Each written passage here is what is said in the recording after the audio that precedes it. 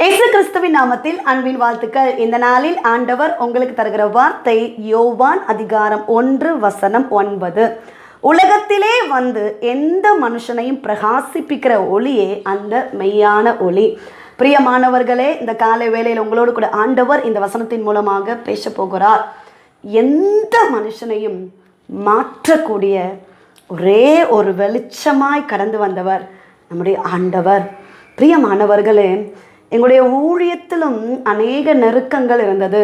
ஒரு தடவை ஒரு வீட்டில் நாங்கள் ப்ரேயர் நடத்திட்டு இருக்கும்போது எங்களை கண்டாலே பிடிக்காத ஒரு நபர் இருந்தார். ப்ரேயர் நடத்தி கொண்டு இருந்தோம், பாடலை பாடி ஆண்டவரை மகிமைப்படுத்தி கொண்டு இருக்கும்போது திடீரென ஒரு பெரிய கல்லை கொண்டு வந்து வேகமாக என்னுடைய அப்பா வேகமாக அவர் மேலே அடிக்கும்போது இந்த கையில் பட்டு அந்த கல் அப்படியே விழுந்தது. கர்த்தருடைய கிருபை, வேற யாருக்கும் எந்த சேதமும் இல்லை. அவங்களுக்கு ஃபோர்ஸாக வெளியில் இருந்து உள்ளே அடிச்சாடி கையில் சில பலவீனம் வந்துச்சு. ஆனால் ரொம்ப பெரிய ஆபத்து இல்லாதபடி கர்த்தர் பாதுகாத்தார்.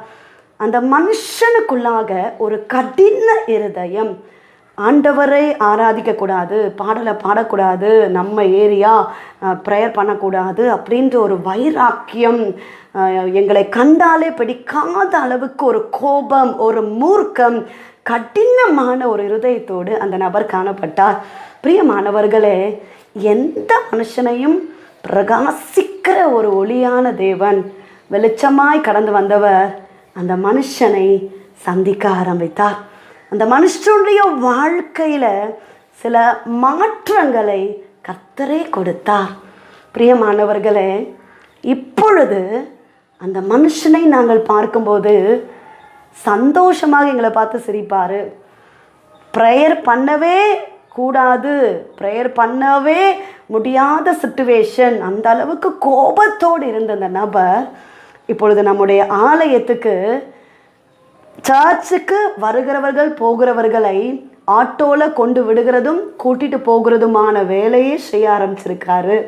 அவர்கிட்ட இருந்த அந்த கடினமான அந்த குணம் மாறியது. கோபம், எரிச்சல், பகை, ஆண்டவருடைய பிள்ளைகளுக்கு விரோதமாக இருந்த அந்த எல்லா பகையான குணத்தை கர்த்தர் மாற்றினார். உண்மையாகவே அது ஆச்சரியமாக இருக்கிறது. இப்பொழுது எங்ககிட்ட அந்த கோபமோ வைராக்கியமோ எதுவுமே இல்லை. ஒரு சமாதானத்தோடு எங்கே பார்த்தாலும் ஒரு சமாதானத்தை ஆண்டவர் கொடுத்திருக்கிறார். பிரியமானவர்களே, உங்கள் வீட்டிலும் சில நபர்கள் இப்படி இருக்கலாம். ரட்சிக்கப்படாமல் ஆண்டவரை அறியாத அந்த நபர்களுக்குள்ளாக சில கடின குணங்கள், கோபம், வைராக்கியம், நீங்கள் ப்ரேயர் பண்ணினாலே அவங்களுக்கு பிடிக்காது, நீங்கள் சர்ச்சுக்கு போனாலே அவங்களுக்கு பிடிக்காது, நீ ஏன் போகிற அப்படின்ற ஒரு கேரக்டர் அவங்களுக்குள்ளாக இருக்கலாம்.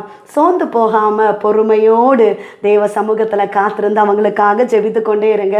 கர்த்தர் சந்திப்பார். எந்த மனுஷனையும் பிரகாசிப்பிக்கிறவர். உங்கள் குடும்பங்களை, இப்படிப்பட்ட நபர்களை நிச்சயமாய் ஆண்டவர் சந்திப்பார். அவங்களுக்குள்ளாக இருக்கிற அந்த கோபம் எல்லாம் மாறும், கடின இருதயம் மாறும். ஆண்டவர் தொடும்போது எல்லாவற்றிலும் ஒரு மாற்றத்தை நிச்சயமாக காண்பீர்கள். பிரியமானவர்களை, சோர்ந்து போகாதிருங்க, தொடர்ந்து செபியுங்க. ஆண்டவரால் முடியாத காரியம் ஒன்றுமில்லை. அவர் எல்லாரையும் மாற்றுகிறவர், எல்லாரையும் பிரகாசிப்பிக்கிற தெய்வமாக இருக்கிறார்.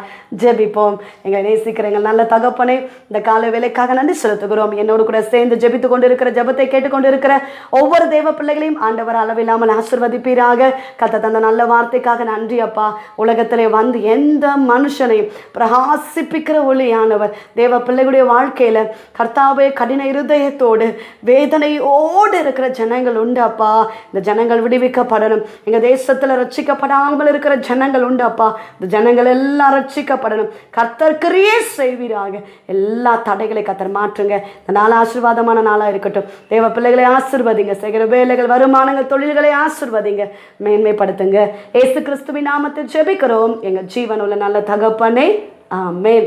பிரியமானவர்களே, கர்த்தர் உங்களோடு பேசியிருக்கிறார். கர்த்தர் பெரிய மாற்றத்தை உங்கள் குடும்பங்களை சீக்கிரத்தில் செய்வார். உங்களுக்காக, உங்களுடைய ஜெப விண்ணப்பங்களுக்காக தொடர்ந்து நாங்கள் ஜெபிக்கிறோம். நீங்களும் எங்களுக்காக, எங்களுடைய ஊழியர்களுக்காக விசேஷமாய் தேவனுடைய ஆலய கட்டுமான பணிக்காக ஜெபித்து கொள்ளுங்கள். இந்த டிவோஷன் மூலமாய் உங்களோடு ஆண்டவர் பேசுகிறதை எங்களோட பகிர்ந்து கொள்ளுங்கள். இந்த வார்த்தை அநேகருக்கு பிரயோஜனமாக இருக்குமே என்றால் அநேகருக்கு ஷேர் பண்ணுங்க. God bless you.